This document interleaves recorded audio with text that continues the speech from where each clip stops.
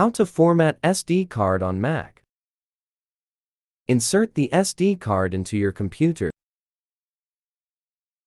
Click the Finder. Click Go. Click Utilities. Double-click Disk Utility. Click your SD card's name. Click the Erase tab. Click the Format box. Click a format.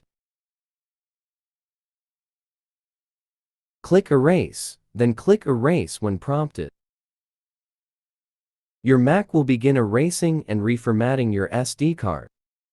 Thanks for watching.